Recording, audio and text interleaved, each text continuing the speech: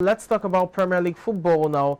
Remember yesterday on the show we talked about the captains of Premier League having a meeting with their teammates and deciding if they would continue with the Premier League with the stance of taking a knee rather when it comes to addressing social ills.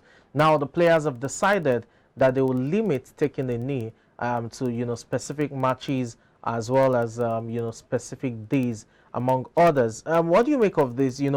Players usually take knees to address issues like racism, homophobic slurs, inequality, and all of that. Now that the players have decided not to take a knee or limit, let me put it that way, to limit, taking the knee, does this have a significant, effect on how players lend their voices to social causes? The only thing I'm going to say is this: when they actually go back, when there's a racism threat towards a player, I guess they want to go back to taking a knee because it's more or less like an appeal that they don't want such in the world of football. But them limiting it, well, it's actually nice. Like so, Zaha doesn't take a knee at all. I mean, it said at some point it just became a pre-game ritual, and that didn't stop, the fans or other people from abusing players and what have you. So that it didn't see it as it had an impact, and there's Zaha right there standing while others were taking a knee. So do you really think that the knee stance is no longer effective? I mean, because yes, it's not only Zaha. You had other clubs also stop, last season. But are we saying the taking a knee stance is no longer effective in highlighting social issues? Well, in as much the issues are still occurring, and then racism will be an issue that will definitely still keep occurring no matter what. But it's meant to be reduced to its barest minimum. I guess it has been reduced to a little, but yet it will still reoccur. So probably when it reoccurs, they look for another way also to fight against it. But to my barest knowledge, it's actually a good one.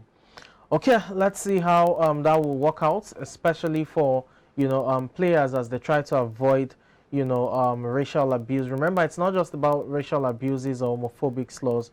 You also have cyberbullying, which is something rampant. As a matter of fact, a study found out that in the Premier League, you had Cristiano Ronaldo and Harry Maguire, both players of Manchester United, being the most abused when it comes to players, especially online. So it just shows you the fight football or sports generally is has on when it comes to addressing issues of abuse and cyberbullying, among others. Still the Premier League, I said earlier that it starts in the next 2 days, and it's Crystal Palace against Arsenal at Selhurst Park, being the opening match of the season. Now, we will be previewing the possible top 6 picks for the season, the teams that will most likely finish in the top 6. I think for the vast majority, they are convinced that 2 teams will finish in the top 4, which is Liverpool and Man City. So the question is seemingly who ends up in the 3rd and 4th spot. You have Chelsea, you have Tottenham Hotspur, there's Arsenal, possibly Manchester United. You never can tell if Newcastle will get crashed the party as well. But let's look at it. Arsenal has a difficult opening game. Difficult because it's away from home. And with Crystal Palace, they showed signs of rejuvenation under Patrick Vieira last season. They're a difficult team to beat. So do you think that from what we saw probably in the preseason and how teams have recruited, you think that Arsenal and other teams can really push for that top 4, or you're still seeing Liverpool and Man City as the 2 dominant teams? With the game that happened on Saturday, Liverpool and Man City, there was no really specific moment in that game. Man City doesn't look settled, Liverpool doesn't look settled. The players are actually trying to gain momentum between themselves.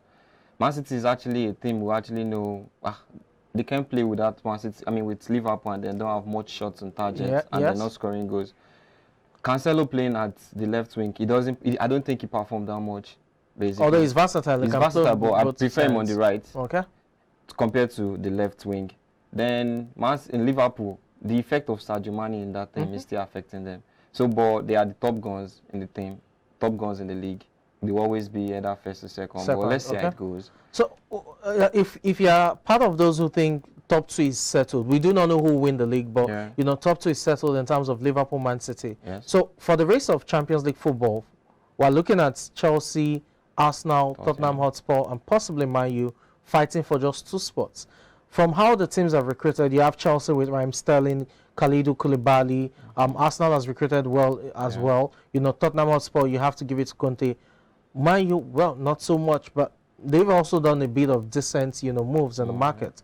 Who do you think will make, the last two spots when it comes to top 4 finish? Well, so far, not being biased. Okay. Basically, we're talking about Tottenham, okay. Chelsea, and then Man U, then Arsenal. Those 4 teams. We're not even adding West Ham, and then what's the most thing?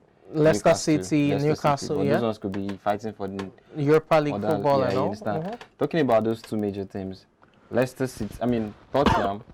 Okay. Tottenham actually recruited a lot. Yes. They recruited well. I see them finish. They might finish Europa if they don't have injury crisis. Okay. Chelsea, the players they've actually recruited haven't blended so well. Okay. But let's see how the second half of the season goes. Yes. Then Arsenal actually recruited very well. They actually recruited the players they needed in the right possession, right places they needed those players into. The likes of Zinchenko, likes of Gabriel Jesus. Yes. Arsenal actually left out. They left out from the league because of the effect of the striker they had. Yes. Aubameyang the left. There was no proper replacement for him. Lacazette was actually very off. I guess because if you play with a teammate and you actually gel very well with him, having him on your team actually makes you decline in performance. So I guess that was the main reason that Arsenal actually lost out from the top 4 because Chelsea wasn't really performing that much. They were scoring likes of a goal too. But I give it to Arsenal this season. Let's see how it goes. Okay. So you think top 4? I give Tottenham and I give Arsenal. Arsenal ahead of Chelsea and Manchester United. Ahead of Chelsea and Manchester United. Okay, that's definitely a tough call. Let's see how that pans out. You never can tell where his crystal ball is directing him to. And probably Octopus Adeola is the one giving you an insight to how the new season will begin. Most football enthusiasts are looking forward to Friday, and they can't wait for the kickoff between Crystal Palace and Arsenal at Selhurst Park.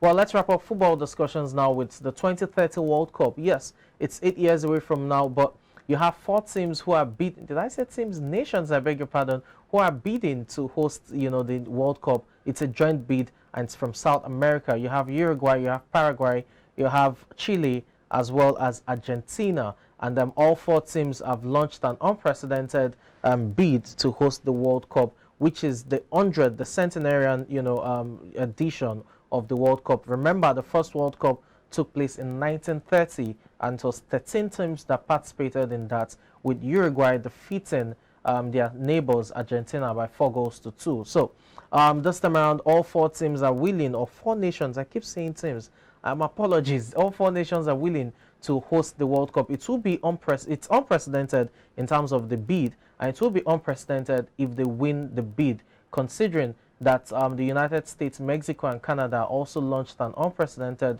three-way bid for the 2026 World Cup, which they won. So, Adeola, let me get your thoughts. The World Cup will be 100 years by 2030, and Uruguay, Argentina are saying, hey, let's bring it back home, because that's where it all started from.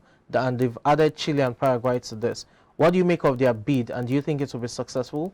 Well, that's South America, right? Yes, South America. So if all of them are actually working hand to hands, I believe they can actually bring it home. If we're talking about the World Cup, I guess they have much numbers in terms of winning the World Cup among them. So if it's like that, let's see, they could actually give it to them. It will be interesting, though. It will be interesting to watch. Very, very interesting. Thank you so much for your time on the show. Yeah, thanks for having me. Thank you so much. For most leagues, the season will commence in a matter of days. The Premier League, in fact, will begin in the next 2 days. Yes, Friday, August 5th, that's where you have the opening match between Crystal Palace as well as Arsenal at Selhurst Park. Well, let's talk about transfer market. And former Liverpool man who plays for PSG is set to move to Roma, and that's Wijnaldum, Gigi Wijnaldum, as both clubs have agreed a deal, PSG and Roma. For Roma, it seems they're really pushing for that top 4 finish. They missed out last season. They've signed Dybala. Yeah. Now Mourinho seems to have another strong man, in that midfield. Talking about Wijnaldum. What do you make of his, imminent signing? You think it will be a great addition to Roma? It's going to be a great addition to Roma because at PSG he wasn't getting good playing time. Yes. I don't think he played for up to 10 games or so. So I trust Mourinho is going to use him to the best part to utilize him basically. And then strong, and make his team very, very strong. Unless we can just drop eyes on what's got on Mourinho because his team is building a very, very strong great team. Yeah. And then, well, it's going to be competing. He has collected. He won the UEFA Conference League. Yes, Europa Conference League. He has won almost all the major trophies in world of football, basically. So let's watch out for Mourinho and his team. Okay. Very great team.